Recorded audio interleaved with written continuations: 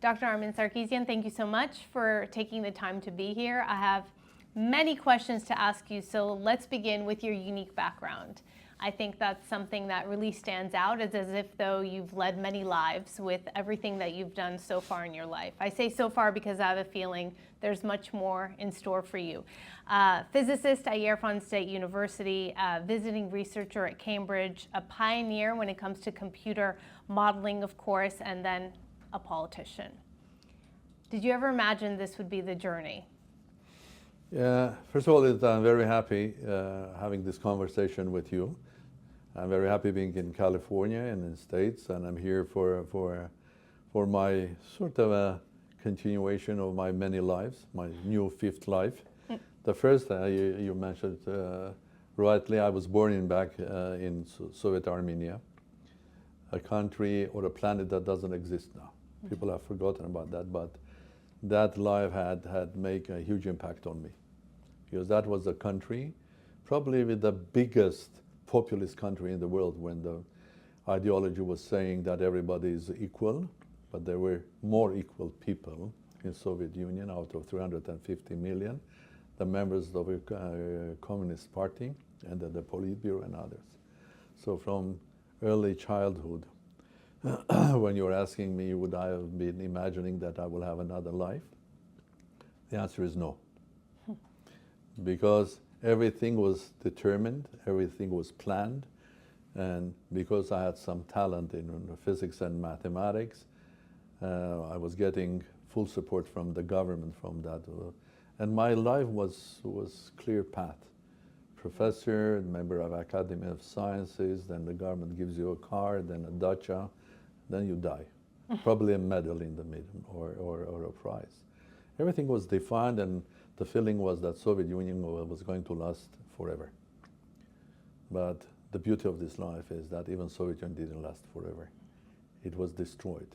But it has left in me a lot of things. Everything was wrong in that country except one thing: education. Education and science. The government, because of ideology, was spending a lot of time, money, and effort in educating young talent, be that in music, sports, or in mathematics. From early days, I was picked up as some young boy that has talent in mathematics and physics, and I was getting full support. As a student, I was getting stipend named after the greatest scientist in the world, Lenin. And my stipend was the same size as a salary of associate professor, just being a good student. So because of my ideology, they were supporting. One thing I learned back from my early days in Soviet Union, I started hating political correctness. Because in Soviet Union, you should have been very, very correct what you were saying, because there were everywhere spies, reporters, and all of this stuff. So political correctness, you have to show that you are a part of this system. That's why doing economy, philosophy, or history in Soviet Union didn't make any sense. They didn't exist. But the second thing that I learned, that being free is great, because when I was doing physics and mathematics, while in normal life I had to be politically correct, be careful, in physics and mathematics I could challenge even Albert Einstein, which I did in my first papers, writing papers on biometric theory of gravitation. So I learned that one wonderful asset of a person is to be free and challenge any idea, anyone, including Albert Einstein. On the other side, I hated political correctness. Then Soviet Union broke down. I was lucky, worked in Cambridge for 2 years, 1984, 85. My family was kept as a hostage because it was Soviet Union. I was the only Soviet scientist for 2 years in Cambridge University. And I was lucky that I met great scientists there. And I was encouraged that my feeling of freedom in science and personal opinion matters, because you could meet fantastic scientists and they were free with you, and you can tell them, Professor, I think you are wrong. So in my life as a politician, as a businessman, I had still that freedom. If I can challenge Albert Einstein, is there any politician in the world that I cannot challenge? No. The absolute genius of this human race, Albert Einstein, I challenged him. So I took it from early days of my Soviet life. Your training. What was the defining moment where you decided to make this shift going into diplomacy and politics? I didn't decide. In my life, there were acts of God. I call them acts of God. I think I was very happy scientist because I traveled a lot after 84, 85. I was in Harvard, in Smithsonian, meeting great scientists, writing articles. And in 1990, I got a position at Cambridge and at London School of Mathematical Sciences, took my family there to London. But then Armenia became independent. And I got a call, not from God, but from the first president of Armenia, said, Armen, we were friends. Can you help us to open Armenia's first embassy abroad in London? I said, of course, I'll try. In 2 months, we had the embassy in London. The Armenian community there supported. The Foreign Office in London was very, very helpful because I was the first, after the breakdown of Soviet Union, the first republic wanted to have an embassy there. So I did it well. Instead of saying thank you, Tere Petrosyan asked me can you open an embassy in Paris, then in Brussels, then in European Union, then in NATO. And I thought I could combine these two things, my great interest and success in science, and I felt also I was financially independent because I was making money on my computer games, on Tetris and Tetris Gold, a lot of money. So I thought I can help the country, but that's wrong. I couldn't do both together. So what happened? Eventually I had to start serving the country, and I had to leave my first love, which was science. So act of God, not my decision. I was listened to this interview a while back where you talked about how you came back to the Soviet Union when it was still the Soviet Union, and you were the first person, the only person to have a computer at the time. Is that right? An IBM, was it? Well, so yes, I was being well paid when I was in Cambridge, but of course it was Soviet Union. I had to give half of that money to Soviet embassy because there's no other reason why. And I got an IBM PC, and I was very concerned that the computer will be taken off, and I managed to also buy a smaller computer, Japanese one, Toshiba. So I brought the Toshiba as a present to my university, but kept the IBM, and that computer helped me to refine some of the ideas or hobby that I had in computer games. And basically my boys were the first small boys to play Tetris Gold on that computer. Did you sense even back then the role technology would end up playing in our lives and how it's changed and developed, obviously, throughout the years? In fact, yes. In fact, much deeper than that. When I was studying physics, especially quantum physics, it was clear that the new life that we were living, sending satellites or communications, everything, that all are the presents to us that came from the historic quantum revolution that happened around 100 years ago, when the classical physics had faced realities that it could not explain. There were geniuses, including Albert Einstein, Max Planck, Niels Bohr, and others, including great American scientists, including Richard Feynman, that I had the honor of meeting when I was a young scientist here. They were geniuses, and it's not that they have discovered something new. They had completely changed the common sense and the logic of how you approach physics. Okay? Classical physics here is rules, and again, Isaac Newton, God of our behavior, everything was right. Then things that we couldn't explain, and in order to explain, in order to understand that, you have to change completely your human logic. And there were geniuses that understood that. And it was clear that that technology is going to have bigger impact. And eventually it has brought us today. And today I'm just finishing another book which is called Quantum Politics, how our life has changed, how on earth we don't realize how much it's different, and we are just saying that I don't understand this, why is this happening, it's unpredictable. In reality, we are living in our past, the classical world that we lived, the world that was there after the Second World War, before the collapse of Soviet Union, before the Second World War, before the First World War, it was classical world. Now we live in a new world, which is quantum, which is different. And of course, one of the big engines of this new world is technology. And the technology, I mean, it has changed. The world has changed dramatically for many reasons. One reason, the world that you know, which was based on ideology, has gone. Soviet Union disappeared. The fight between communism and capitalism was over. And a lot of us, especially in the West, people didn't understand that this is just a new beginning. This is not the end of something. This is no final victory of capitalism. A lot of countries started mutating. Russia is a capitalist state. In fact, it's an extreme capitalist. It's a state capitalist, oligarchy capitalist. It's a capitalist. It's not a socialist. But the virus of populism or socialism, not the sort of communism, has gone into other places of the world about equality. Remember I was telling, everybody is equal in Soviet Union. We were not equal. It didn't work. Communism was proven that it doesn't work. Yes, it's against human nature. Yes, we want to say about equality, but in reality, what was working in Soviet Union was not the politics, not industry, nothing, because everything was communist. There was one sector was working, was education, where I come from, because it was highly capitalistic, very competitive. We were trained like Olympic sportsmen to be the best in mathematics.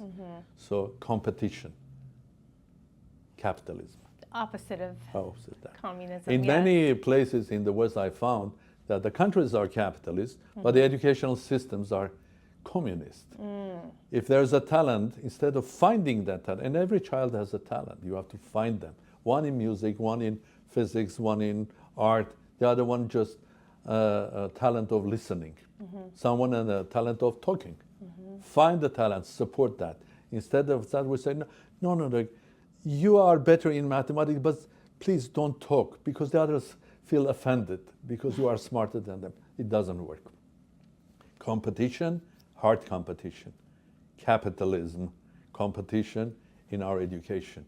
Find the talent. Every child has a talent.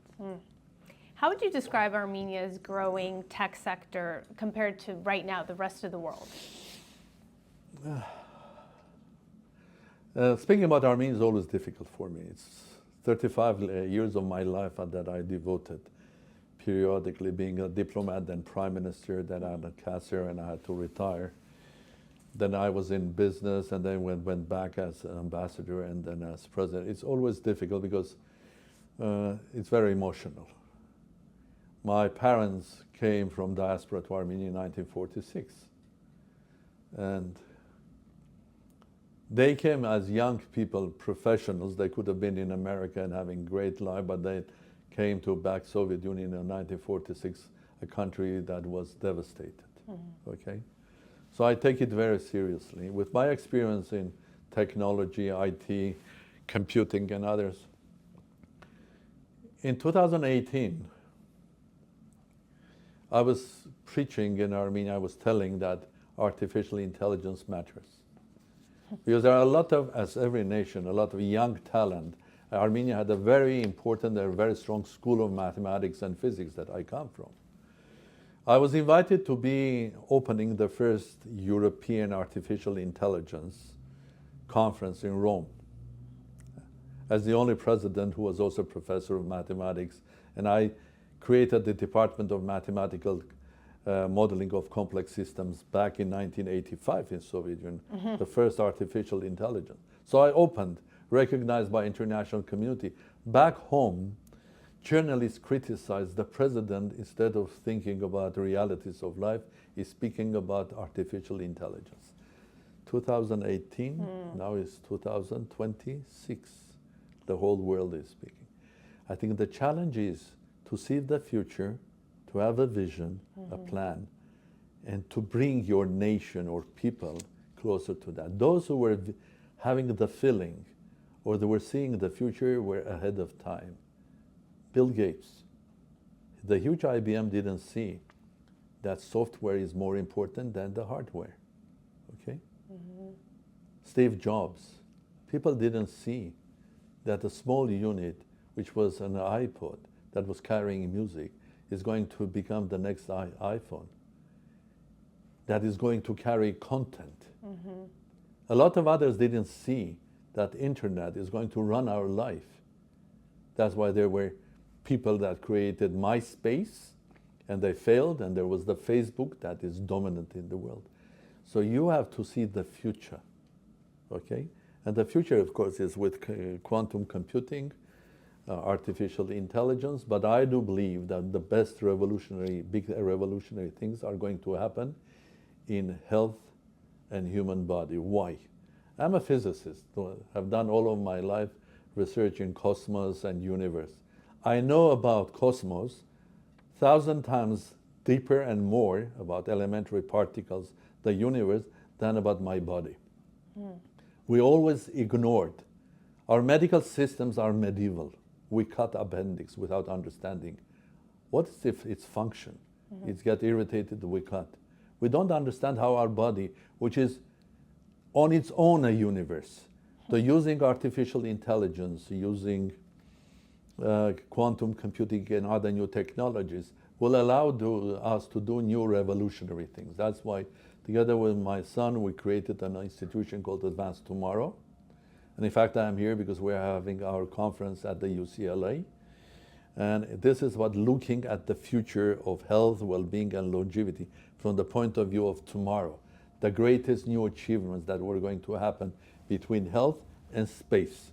Our partner is VUST, which is the next generation of satellites. Our partners, like say Milken Center, we're looking for partnering with them. The National University of Singapore, Science Museum Group, Imperial College, Cambridge University. Discovering our body, how it works with its complexity. It's a complex story. You have to use physics, mathematics, laser physics, computing, space in order to discover ourselves, the universe inside us. That's the biggest challenge and a great, interesting thing. Armenia can be one of the leading, but we have to start being serious on that. Starting educating our boys and girls from school and demanding them and make them competitive. And they have to believe that if they work very, very hard in a very harsh environment, becoming one of the best in the world that they can have, because I was champion of Olympic mathematics in Soviet Union. Why can't they continue? They will. So it is possible to do, but we have to take it very seriously. The Tetris, as a game, was created at the computer center of the Academy of Sciences, which was in Moscow, at a special department where there was a gentleman who was running that. His name was Khachaturo, who was an Armenian from Karabakh, okay? And there was this guy, Alexei Pazhetem, and I had my specific project there, my own, from Armenia, and I was also teaching at Moscow State University. We were doing computer modeling of complex systems. So this computer games was like a hobby. We had a project that we were doing Euro fax. You know, faxes those days were popular. So to put, it's automatic translation. But because computers were weak, they couldn't do it. Your automatic translation now is nothing, and anything does it. Am I right? But those days, the computers were very, very weak. So in order to have this automatic translation, we had to create very powerful mathematics, because translation is recursive function. If this is that, then it's this, if. So as a byproduct, we were playing games, okay? And one of the games was the simple thing, this squares coming down, and you make a line. While we were doing a much more serious thing, the squares they had letters, and you had to make a word. And then you have to play with the translation, which was not obvious. Let's say English, French, and so on and so forth. I was in America, in Harvard-Smithsonian, teaching and doing research, when I heard that there was a delegation from America. They came to the computer center, and they liked this game, Tetris, of Alexei Pazhetem. They signed an agreement with the Soviet government and took it to California. a company called Spectrum Holobyte and Microsoft. And they sold it to IBM, to Nintendo, to many others. Okay, I called my lab, said, don't show them anything else. Because the guy, Alexei Parin, got nothing, zero. Eventually, he ran away from Soviet Union. He lives, I think, in Hawaii now here, but he didn't get money from that. What I did, and I can tell you now because that country doesn't exist. I was a young Soviet professor from Soviet Union, registered a company in Delaware. Okay? And doing business as in California, named Armenica, my name, Armen Armenica, and registered the word trees, which was the game, Right. and then negotiated with the Spectrum Holobyte and sold the rights to them. And they sold it to the same Mac, to IBM, to Nintendo. So he didn't make money. Our company made a lot of money. Do you know how many copies were sold? Number one game was not Tetris itself, was Tetris Gold, which was 3 Tetrises inside different forms, one faceless, and the other game was Tetris. It was number one game 6 years on a row in the world. Sold 500 million copies. Wow. And I had the money as well as a company. But I couldn't tell about that, the world, because I was still Soviet citizen. Right. And it was not clear what's going to happen. Is going the Union to come back and so on and so forth. So you have to be a bit answering your question. The trick is that you have to think ahead, have a target, have the feeling, The vision. the vision, and they make a plan to get that vision. Did you ever consider reclaiming the rights to Tetris, Well, in like fact- developing it further? Yeah, in fact, I'm thinking about that now, because the rights were sold to a French company and they do nothing. So I'm thinking of buying the rights back and developing, because I have further ideas how to make it work very interesting way together with artificial intelligence. My goal is to make an educational game. That you not only just shooting game, but an educational game. With a purpose. So you've served as Armenia's 4th president. Largely this is a ceremonial role, but you've also had the opportunity to be the prime minister. Which role would you say was more difficult? Which did you prefer? To be honest, I was a very young prime minister in 96, 97, but I had clear vision what to do with the country. And for me, the model for Armenia was an open model. A country like Armenia, a small country, let's say a 3 million population, and a diaspora which is 4 or 5 times bigger than Armenia, can have only one model, according to me, of course. Am I right or wrong? It's a different story. The model is to have Armenia as a core, as a place where you put your whole national interest and economic interests of Armenian nation. It should become a capital of a small state, but for the global nation that Armenians are, okay? And Armenia should have been like Luxembourg, a place where you accumulate money, Armenians keep money, the right rules of taxation and so on, but then you invest everywhere, in United States, in Europe, anywhere you want. So a global hub for Armenian interests, education, talent, and all of that stuff, which several countries have done. Like Ireland has done it, bringing back the technology, Irish interest, like Israel has done. I mean, bringing huge technology. I had that vision. I was young.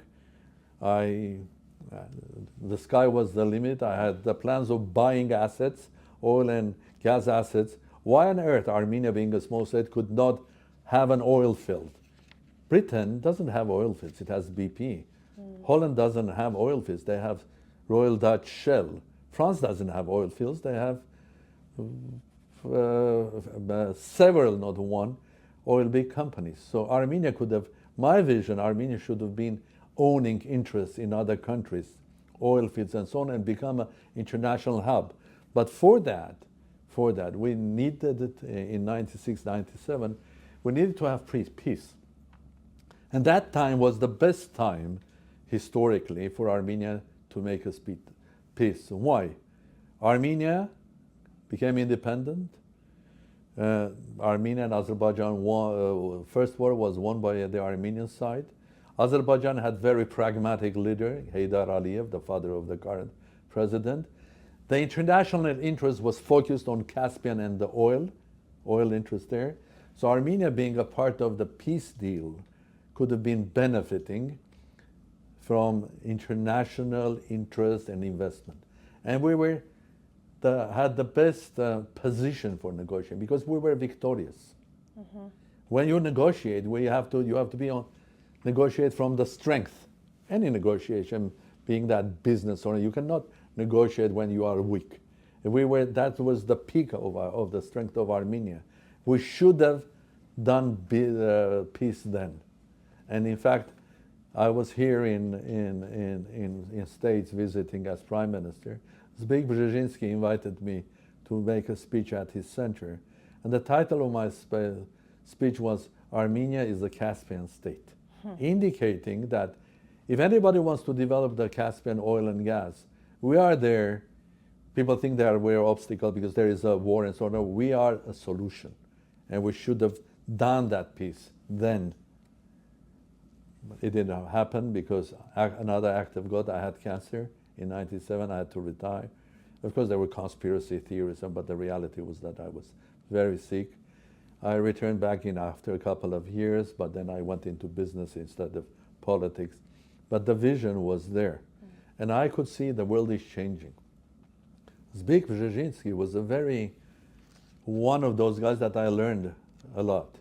Although we met several times, I had a lifelong relations with Henry Kissinger that I learned from Henry as well.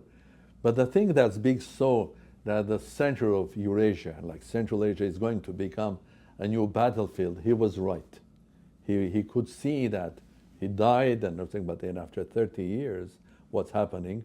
The world interest is in Central Asia. And the interest of Turkey is in Central Asia, the interest of Azerbaijan, the interest of China is in Central Asia, the interest of Russia in Central Asia, and the interest of United States is in. That's why people speak about the new corridor by the south of Armenia. All of that, at the end of the day, about the richness of Central Asia, important political mineral richness, and important political location of Central Asia. From that point of view, I think the way Armenia is today, I think as I told you, I think we lost the opportunity early 90s to fix ourselves and to be a leader in peace. And now there's a process. I wish this process will end up with positive results for everybody, because unless everybody is satisfied, you will not have lasting peace. But I pray that we will not only survive, but also benefit from a peace. And I would not like to continue commenting in detail about this, because I made a decision in 2022 when I left Armenian politics because I was unhappy, because I was forcing to change the constitution. Every democracy is not only democratic elections, but checks and balances. A parliamentary republic in Armenia doesn't have checks and balances. President doesn't have any power. My only power was my personality. So we have to make changes in Armenia, but I'm not commenting on Armenian politics. There is prime minister, there is government, they are responsible. I was president, I was trying. Some people were listening, some not. I'm not a president, so I'm not commenting on Armenian business. How about we talk about your book? I have a feeling you'll Which comment one? on that. The Small States Club, actually, because Okay. you argue that appropriately so small nations can be agile, they can be strategic players, Yeah. right? They can play a huge role. Do you think at times those small nations feel discouraged to get in the game? For example, Armenia. Well, I think where do I start with you to be short and sharp, difficult? First of all, I was always thinking about small states, because Armenia was a small, and if you're independent, how do you survive?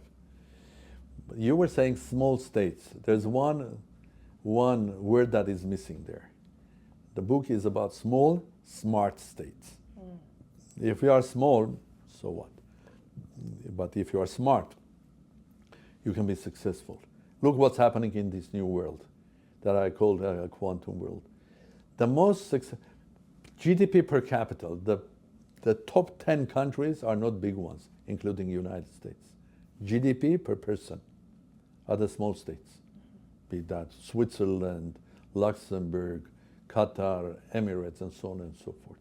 Okay? Innovation Index, Economist Magazine and World Economic Forum, the top 10 are small states. Usage of digital government, the top 10, small states. And you know who is number one? Estonia, a small state. So small can be beautiful and powerful, especially in this new world. Why? The world has changed, and it's changing fast. People don't realize. This is a world without any, it's not based on ideology further on. What we see is destruction of international institutions that we believe that they were created after the Second World War, that we believe that they were working, but they're not. Where was the United Nations when there was a war between Armenia and Azerbaijan? Where was the United States? Where's the United States in the war between Ukraine and Russia? It's the U.S. government, it's President Trump who is negotiating, not the UN Secretary General.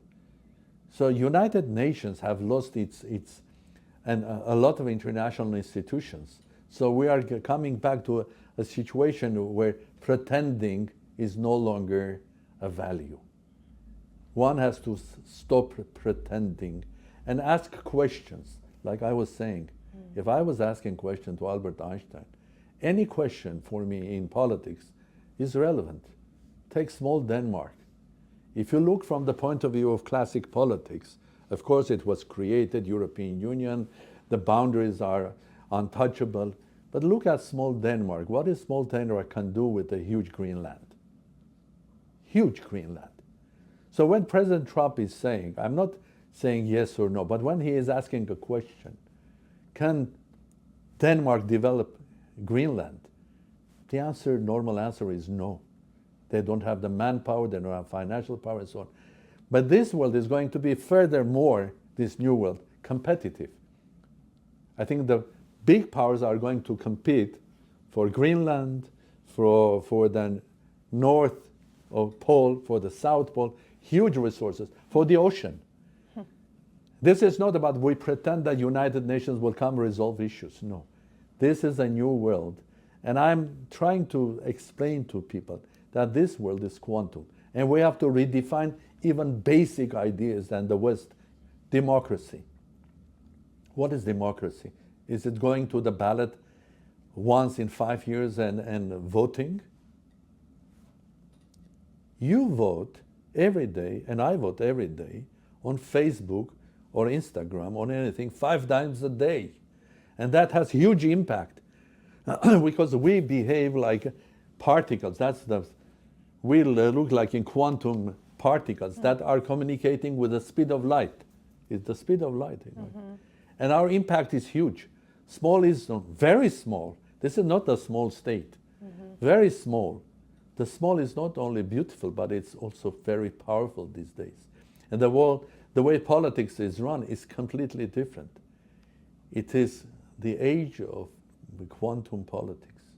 The way you run democracies, the way you run power is different. It's based on technology. If you are a small state, and there's another bigger one, if there is a war, who wins the war? Between Armenia and Azerbaijan, the war, unfortunately, in 2020, okay? Azerbaijan won the fight. One of the reasons was they were using drones, Turkish-made drones. The future wars between countries is not going to be how many soldiers you have, how many drones you will have. Who will win the future war? A country that has 1 million soldiers or 1 million drones run by artificial intelligence? The answer is the 1 million drones. It's a game. Sorry? It's like a game. Of course. Because that's why small states can have huge industries. They can develop. Take small United Arab Emirates. They are sending a satellite to Mars. It's not something they are buying in NASA. No. They have the capacity of doing that. They have the first university of artificial intelligence in the world is in Abu Dhabi, run by American citizen, Chinese origin, Eric Zink. A country like Qatar, 360,000 citizens of Qatar, has home the world football championship, the world. Okay, you go to Qatar, you'll be amazed with their achievements in education, science, Qatar Foundation, universities. 7 or 8 American universities are there. Qatar has gas, but they are smart. Turkmenistan has the same amount of gas as Qatar. But can you call Turkmenistan smart? Unfortunately not. That's the difference. So the key word is smart. And that what I'm saying that small smart states can come together. In fact, I would love to create a club of S20. Yeah, they're G20. Why on earth the biggest economies can come together? Why not the small, successful ones come together, and the ones which are not smart yet have to fight to become a member of this club? It's not political, it's not financial or economic or military organization. No, it's a club where the small states come and have, on the level of presidents or heads of the states, and have exchange of information, experience, learn from each other. Because small states are going to have huge impact now. The conflicts, the successes, innovation is going to come a lot now from small states. Not only the big ones, middle ones, but look at Singapore, one of the best universities. American and UK Nobel Prize winning scientists are moving to Singapore. Okay? Look at what I said about Abu Dhabi, about Qatar. Smaller states like Luxembourg, hundreds of billions of dollars are invested from a tiny Luxembourg in space now. Look at Ireland's success. Small states matter, and they're a part of the new quantum world. And in fact, quantum behavior is about, first of all, challenging, not only being unpredictable, but also challenging classical truths, okay? Like I said, I understand when President Trump is saying, America wants Greenland, or offering to negotiate and to get it. In fact, President Trump is, in my theory, a classical quantum politician, probably one of the first in the world that is asking questions, acting very independently from the old prototypes. I'm not a judge to say is he doing right or wrong, but he is an example of the new world that we are living now. Be that the same way Elon Musk is a quantum businessman, basically challenging the same way initially was the same Bill Gates when he was coming with the software. The same was in physics, Richard Feynman, an absolute genius that has transformed the quantum electrodynamics. So that time of quantum world is coming, and it's going to define many things in the world. There's a place in that world for small states, but they have to be smart. California is leading in AI innovation, right? Armenia has that fast-growing tech sector. Where do you see the real opportunity for collaboration here? You know, Armenia has to look for collaboration with everybody, okay, including California, for several reasons. First of all, I think this is a place that the whole culture of startups was created. People were asking questions. Everybody wants to create a startup. There are startups all over the world, but there is one place that they are successful, which is in California. Why in Silicon Valley? Because the biggest businesses are around. So you create a startup, a fantastic idea, there's a big business that looks at you and would like to buy you. So finances you. Mm-hmm. So California is the right place. And for Armenia, with the Armenian population in California, with Armenians making contribution in success of California, and I think it's more than natural that Armenia has to target California as a possible partner in developing itself in the new quantum world. What would your message be to Armenians in Armenia and Armenians here in the diaspora? Can I give a message to the world, not to Armenians? Sure, to the whole world. I think it starts from education. I think the future of the planet, of every nation, starts from values, identity, and education. That includes many things. First of all, who you are, where do you come from? I think the strength of this nation was America as the flagship of freedom. Okay? It has huge impact on what was happening decades and decades in the world, with America being a leader of things. For Armenians, it's very important who you are. What is your historic identity? What is your current identity? What will be your identity tomorrow? What is your identity based on? Okay? What are your values? Is it your religion? Is it your history? Is it your unique qualities? Is it your family and family tradition? You look at the successful nations, you'll find that element's there. If you look at the Jewish, Irish, Italian, they all are around the values that they are doing. And the most important, you have to educate and create the future from childhood. It must be in the brain of any child, who you are, what you are, and this feeling of freedom and strength that I can change things. Basically, it's the same that I was saying, that physics has told me, mathematics, when I was doing research and writing successful papers that allowed me to travel, being a Soviet citizen. You know, KGB didn't like to. I was supported by the rector of Moscow State University because he liked my articles, and the guy, Professor Nathan Rosen, that wrote the last articles with Einstein, loved my articles. That was the freedom of thinking and challenging any sort of political correctness in physics. If not, the geniuses of Heisenberg, Niels Bohr and others would never be here.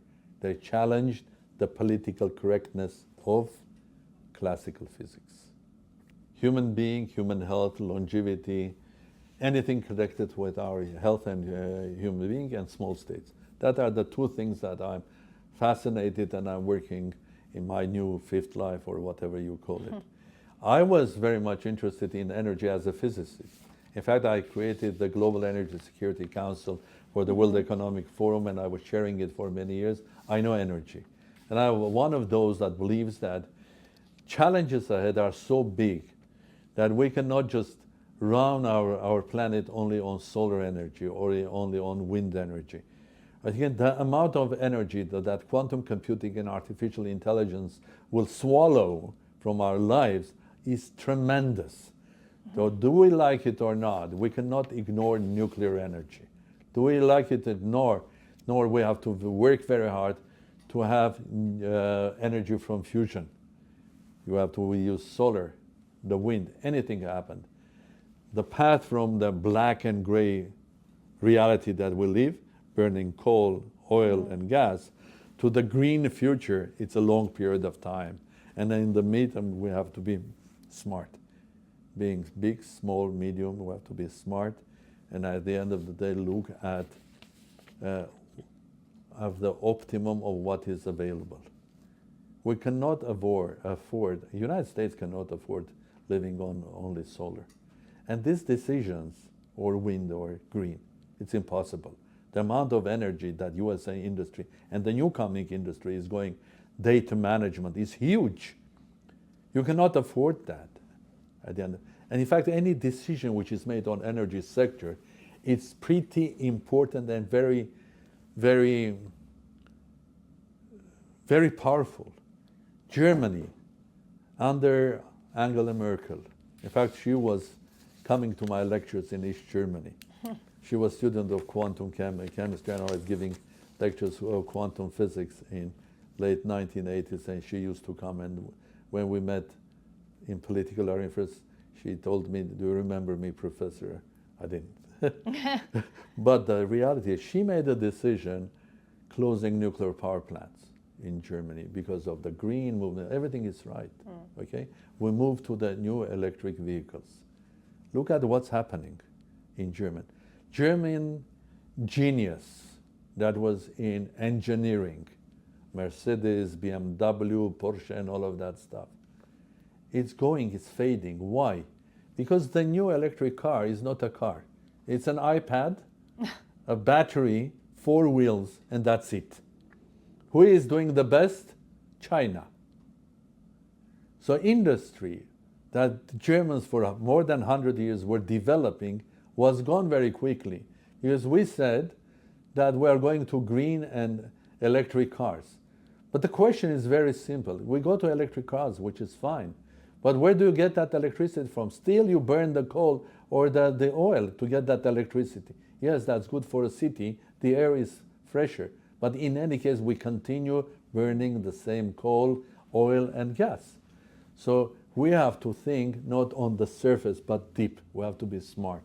And it's not only for small states, as I said. I think Germany making that has lost huge power in engineering. It was a leader. And of course, the world is changing. Europe was successful because there was very, very cheap Russian gas, huge American support in military. Every and each, there was a competition between European states to reduce their military. I cut. See what's happening now. We go backwards. We need to increase our military expenditures and so on. So instead of that, let's realize that this world is different. And adjust to it. And adjust to that. That's my message. I wrote an article for Financial Times. We cannot say that whatever is happening now, be that what President Trump is saying about Greenland or what happened in Venezuela and so on. No, these are not accidents. These are the signs of the new world. Instead of complaining and trying to go backwards, back to the old system, that old system it's not going to work. As I told you, to revive United Nations today, can you imagine how do we revive United Nations to be effective? There must be a revolution in construction of United Nations, engaging many other states and so on and so forth. So the world has changed. We cannot tell us that if there is a conflict, United Nations will come, there will be peacekeepers and so on and so forth. No, it didn't work. Neither in Armenia, nor in Ukraine, nor in Gaza, nor anywhere in the world. We have to recognize the world is changing very fast in everybody's life individually and politically. And there we have to learn how to live and adjust ourselves in every sector of our life. That's challenging. That is challenging. But it's, otherwise we will continue believing in pretend things. Pretend that United Nations will come and save us. Pretend that we have a democracy because somehow we have elections in our country. Look how many authoritarian regimes are having elections because there's no checks and balances, there's no balance of power, many other things. You have to learn to exercise democracy in the new world with your iPhone. Whenever any citizen, be that in the mountains of Armenia, a small village, when I was president going there, ladies were spending 2-3 hours in the mountains, hard working in agriculture, in gossip, stories, politics, valuation. Every lady, I'm not speaking about the man. Men were in villages are lazier than women. Women are the engine of every small community. And they are involved in politics. And politics and entertainment were always together. Rome, emperor, senate, gladiators. Modern politics and entertainment have merged. And politics is one of the biggest entertainers in the world. What is that people watch? They watch politics. It's much bigger than football. Entertainment, everybody is interested in what's happening in the world. You go to Mongolia, not only the boys are wearing Arsenal football shirt, But everybody is interested in what is happening in the world, what's happening in America. I think the whole world is engaged. This is the new world that we live. We have to accept that it's a different world that we lived before. And adjust. Change. Because otherwise, the change will come, bypass us, and then we will suffer. We have to change ourselves, the systems, the people, our mentality. The moment we change it, we understand how to live, the benefits will be huge. The moment we understood quantum mechanics, we started having iPhones, we started having satellites, we're having entertainment, artificial intelligence. If we would staying on the level of Isaac Newton's classical mechanics, we would not have anything else. We'd live in Middle Ages. So we are capable of doing that because human intelligence is stronger than artificial one. It doesn't have creativity. That's why understanding how our brain works is the biggest challenge for me, and I'm very much excited not to understand how neutron star is made of, but to understand how our human body and our brain works. It's fascinating. It's another universe there. The more we understand how it works, we will enter a completely different era of humanity. I think that is a very good note to leave on. Thank you very much for Thank your you time. very much. Appreciate it. I appreciate it too. Well, the 30 minutes turned into an hour. Just like that.